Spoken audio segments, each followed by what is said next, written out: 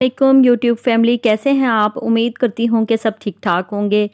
नए हैं अगर आप इस चैनल पे तो प्लीज़ सब्सक्राइब कर लें और वीडियो को लाइक कर दें। तो चलते हैं अपनी वीडियो की तरफ, आगाज़ करते हैं और खुशखबरी देते हैं आपको कि अगर आप अबू धाबी, शारजा और दुबई के विज़िट वीज़े और टूरिस्ट वीज़े के लिए अप्लाई करना चाहते हैं तो देर मत कीजिए। अगर आपने अप्लाई कर दिया है तो आपके लिए खुशखबरी है कि ये तमाम वीज़े जो हैं ओपन हो चुके हैं, यानी टूरिस्ट के लिए। और इसी तरह अगर आप विजिट पर आना चाहते हैं, इससे पहले मार्च में कोरोना की वजह से जितनी भी पाबंदियां लगाई गई थी वो सब खोल दी गई हैं। सिर्फ शारजा में आप लोग फ्लाई कर सकते हैं और उसके लिए जो आपको एयरलाइन चूज़ करनी होगी, एयर दुबई है। और आप शारजा में आसानी से पहुंच सकते हैं। लेकिन इससे पहले आपको रवाना होने से पहले जो चीज़ें अपने साथ रखनी होंगी वो बहुत ज़रूरी हैं। आपको कोरोना पीसीआर टेस्ट करवाना होगा। ये टेस्ट क्यों ज़रूरी है? क्योंकि जब आप एयरपोर्ट पर पहुंचते हैं तो उसके बाद भी आपका टेस्ट किया जाता है अपनी तसल्ली के लिए। और अगर आपको कोरोना नेगेटिव टेस्ट पहले से ही मिल जाती है, जो कि 95 घंटे पहले की होनी चाहिए, अगर ये आपके पास मौजूद है तो आपकी हेल्थ इंश्योर्ड है। और खुदा ना खासा अगर आपको दुबई या शारजा पहुंचकर या अबू धाबी पहुंचकर कोरोना पॉजिटिव हो जाता है तो हुकूमत इसका इलाज करवाने की जिम्मेदार होगी। और अगर आपने हेल्थ इंश्योरेंस नहीं कराई तो हुकूमत आपका इलाज नहीं करवाएगी और ये सब आपको अपने अखराजात बर्दाश्त करने होंगे। इसके अलावा आपका जो टेस्ट लिया जाता है उसके जितनी भी जो फीस थी, जो कि 350 दिरहम थी, अब 180 रह चुकी है, यानी बहुत ही कमी आ गई है। और अगर कोई मजहबी रहनुमा है तो उनके लिए ये फीस बिल्कुल ही ख़त्म कर दी गई है, यानी माफ़ कर दी गई है, उनको कोई भी फीस नहीं देनी होगी। अगर आप अपने एयरपोर्ट पर पहुंचते हैं और उसके बाद आप किसी भी क्वारंटीन सेंटर में जाना चाहते हैं, जैसे अगर आप किसी होटल के रूम में जाना चाहते हैं या अगर आपका कोई घर है, आपने वहाँ पे ठहरना है, तो ये सेल्फ क्वारंटीन होगा। और इसके जितने भी अखराजात होंगे वो आप खुद ही बर्दाश्त करेंगे।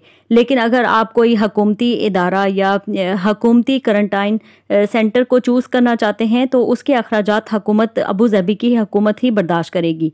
अगर आपके पास अबू धाबी के लिए या किसी भी स्टेट के लिए GDR FA और ICA अप्रूवल नहीं है तो भी आप सफ़र कर सकते हैं आसानी से। लेकिन अभी वर्क परमिट के लिए बिल्कुल भी ओपन नहीं हुए वीज़े, यानी आप अप्लाई तो कर सकते हैं लेकिन उसकी जो फ़्लाइट्स हैं वो बिल्कुल भी नहीं लाई जा रही।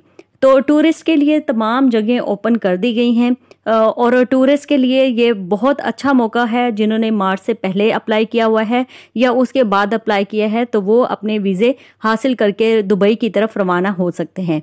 उसके लिए आपको तमाम शराइत पर पूरा उतरना होगा। इससे पहले जैसा कि मैंने आपको बताया है कि आपके पास PCR टेस्ट होना चाहिए और एयरपोर्ट पर अगर आप पहुंच चुके हैं तो आपके मास्क का होना बहुत ज़रूरी है। अगर ये दोनों चीज़ें, इन दोनों चीज़ों की गैर मौजूदगी के बाइस आपको बहुत भारी जुर्माना आयद कर दिया जाएगा। और इसी तरह अगर आपने अपना कोई सेल्फ क्वारंटीन चूज़ किया हुआ है तो उसके अखराजात भी आप खुद ही बर्दाश्त करेंगे। इसी तरह बिना ICA और GDR FA के अप्रूवल के आप अबू धाबी, रासुल खैमा और अजमान की तरफ रवाना हो सकते हैं, लेकिन 14 दिन का क्वारंटीन टाइम गुजारने के बाद। और अगर ये आप क्वारंटीन टाइम आप विज़िट पर हैं और 14 दिन के लिए नहीं बल्कि 2 से 3 दिन के लिए आए हैं तो भी आपको 14 दिन ही गुजारने होंगे। उसके बाद आप दूसरी जगहों तक मुंतकिल हो सकते हैं, यानी दूसरी जगह जैसे शारजा, अबू धाबी या रासुल खैमा और मुख्तलिफ स्टेट्स का सफ़र कर सकते हैं, लेकिन आपको 14 दिन ही गुजारने होंगे। इसके बिना आपको कहीं पर भी नहीं जाने दिया जाएगा। इसके अलावा टूरिस्ट वीज़ा पर आने वालों को हेल्थ इंश्योरेंस कराना बहुत ज़रूरी है। अगर उनको कोरोना खुदा ना खास्ता हो जाता है तो वो इस इंश्योरेंस के तहत हुकूमती इलाज करवा सकते हैं। वीडियो पसंद आई हो तो लाइक कीजिए, सब्सक्राइब कीजिए चैनल को और ये मालूमात दूसरों को भी शेयर कीजिए। अल्लाह हाफिज़।